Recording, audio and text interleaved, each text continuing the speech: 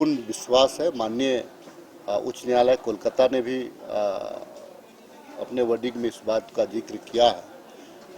न्यायालय पे कोई कटाक्ष नहीं हो रहा है, न्यायालय स्वतंत्र है, न्यायालय पे मुझे पूर्ण विश्वास है, न्याय होगा, हमारे साथ न्याय होगा। जो है घटनाएं जो है घटनाओं का अनुमान नहीं लगाया जा सकता है, उसको रोकने का प्रयास किया जा सकता है। घटना कोई नई नहीं है, ठीक है। आपके घर में अगर कहीं पे कुछ होता है तो लोगों को चोट होता है, दिल में दर्द होता है, लेकिन जो है कि भावना से ज़्यादा अपना कर्तव्य और अपना काम पे हमको ध्यान देने की ज़रूरत है। मैं निश्चित तौर से कहता हूं कि यह जो घटना है बहुत निंदनीय है। देखिए, जब से प्रदेश का निर्माण हुआ है, प्रदेश में दो ही चीज़ का हनन हुआ है, जमीन का और खनिज का। और इस जमीन और खनिज के लिए यह लोग, देखिए, अंग्रेज जमाने से यह आपका उप राजधानी रहा है, बिहार प्रदेश में भी रहा है, बहुत शांति प्रिय जगह रहा है। लेकिन झारखंड बनने के बाद में सत्ता किन्हीं के हाथों में रहा होगा, लेकिन बाहर से लोगों का यहाँ पे नज़र है, यहाँ के खनिज पे नज़र है, यहाँ के संपत्ति पे नज़र है। लड़ाई यहाँ के लोगों का नहीं है, कुछ लोग जो है कि टारगेट की यहाँ दूर से आपको खेल रहे हैं और दूर से क्राइम करवा रहे हैं, दूर से क्राइम कर रहे हैं। निश्चित तौर से चाहे पक्ष हो चाहे विपक्ष हो, कल विपक्ष की भी सरकार थी, अभी हमारी सरकार है, क्राइम दोनों में हुआ है, दोनों को मिलकर के इसको रोकने की जरूरत है, ताकि जो है प्रदेश हमारा जो है शांति प्रिय प्रदेश रहा था, आंदोलन का प्रदेश रहा है, यह प्रदेश सुरक्षित रह सके। सीधा आरोप उन्होंने कहा, लॉ एंड ऑर्डर पे सवाल खड़ा करते हुए कहे हैं कि पुलिस की संतृप्तता है। विधायक जी, आप क्या कहेंगे, क्योंकि आपके साथी विधायक है? देखिए, ब्यूरोक्रेट्स को कोई भी सरकार हो, ब्यूरोक्रेट्स पे लगाम लगाना जरूरी है। ब्यूरोक्रेट्स हर जगह ब्यूरोक्रेट्स का ही गलती नहीं होता है। हाँ, लेकिन एक चीज़ है कि हम सिर्फ 10 पुलिसकर्मी पे से या 100 पुलिसकर्मी से एक जिले पे हम कह रहे कि हम शांति से सो जाए, तो क्या संभव है? क्या हमारी जो मानसिकता है, कहीं ना कहीं हमको भी अपनी मानसिकता को, जो और ज्यादा की मानसिकता है, उसको त्यागना पड़ेगा। आज संघर्ष का जो बाजार बना हुआ है, खास करके माइनिंग इलाका में, उस संघर्ष के बाजार को हमको एकजुट होकर तो समाप्त करना होगा।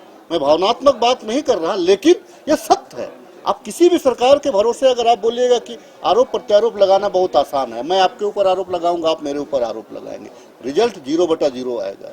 मेरा कहना है प्रजातांत्रिक व्यवस्था में जो लोकहित की सरकार होती है, उनके अंडर सारा चीज होना चाहिए।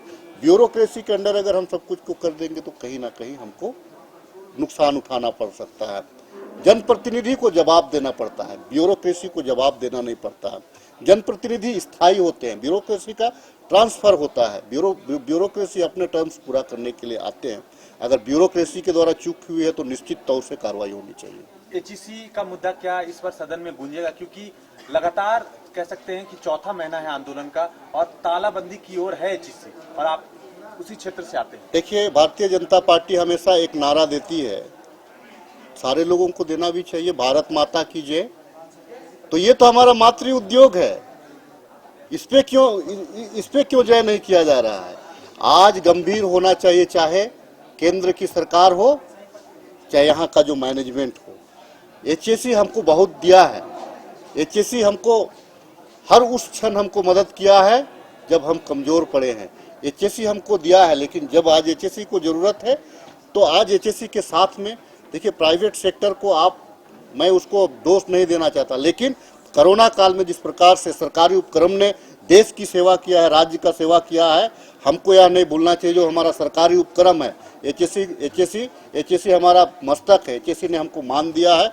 आज मुझे यह कहने में कतई हिचक नहीं है, एचईसी को बैठाने में ना जाने कितने लोग बेघर हो गए। अभी हाल के दिनों में मैं गया था वहाँ आपको चतरा में, जहाँ चतरा में लोग हजारीबाग के जंगल विहार जंगल में बसे हैं, बहुत सारे लोग अन्यत्र बसे हैं, आज तक उनके साथ न्याय हुआ है। जमीन तो वो छोड़ दिए, लेकिन एचईसी को भी अब हथियाने का जिस प्रकार से प्रोग्राम बनाया गया है, देखिए मैं खुलेआम कहता हूँ एचएसी की जो जमीन है वो एचएसी उद्योग के लिए होना चाहिए, यहाँ स्मार्ट सिटी और यहाँ भवन के लिए नहीं होना चाहिए। एचएसी को हम डेवलपमेंट के लिए दें यहाँ ताकि उद्योग लगे, यहाँ रोजगार बढ़े। एचएसी को कोई हम आवासीय कार्यालय के लिए नहीं दिए हैं। आज मैं निश्चित तौर से राज्य सरकार से भी मैं मांग करता हूं, आदरणीय मुख्यमंत्री जी बहुत संवेदनशील और गंभीर मुख्यमंत्री जी हैं, एक सोच है, एक विजन है।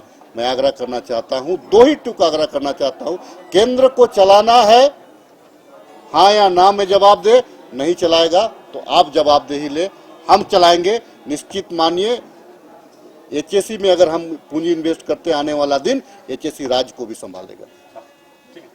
जो होता है अनुशासन से चलता है। ये बातें हम हर कार्यक्रम में, जो राज्य की हमारी जो सरकार की कार्यक्रम है और जितने भी पार्टी के कार्यक्रम है, भारत जोड़ो यात्रा में भी रांची में जो राजधानी में हुआ, हमने कार्यक्रम शिरकत किया, बढ़ चढ़ करके शिरकत किया। राहुल जी का उद्देश्य है उसको यहाँ पेश करने में अपना कोई कसर नहीं छोड़ा। ठीक है, अभी हम सस्पेंड है, लेकिन हमारा यह कहना है कि जब आप अगर मेरे ऊपर एलिगेशन लगाए हैं तो जब रिजल्ट आएगा तब का रिजल्ट आएगा ना। अभी तो सारा चीज हो गया। हम पार्टी के कार्यकर्ता हैं, पार्टी के सिपाही हैं, सरकार के एक हिस्सा हैं और निश्चित तौर से पार्टी का जो भी फरमान आया, हमने रामगढ़ चुनाव में भी पार्टी का फरमान आया, सरकार का फरमान आया, हमने रामगढ़ चुनाव में भी जितना यथासंभव हो सके हमने अपने जो गठबंधन के प्रत्याशी उनके पक्ष में प्रचार करने का प्रयास किया है। रही बात बुलाने नहीं बुलाने का, ठीक है, पार्टी कार्यक्रम में जाने से मनोबल बढ़ता है। 4 धामों में से एक रामेश्वर धाम सहित तिरुपति बालाजी, कन्याकुमारी, मदुरई, मां मीनाक्षी देवी और श्री मल्लिकार्जुन ज्योतिर्लिंग का झारखंड में सबसे कम दर पर सब परिवार दर्शन लाभ का अनुपम अवसर। संपर्क करें मां कामाख्या धार्मिक रेल यात्रा, केसरी नर्सिंग होम, पहला तल्ला, पिस्का मोड़, रांची।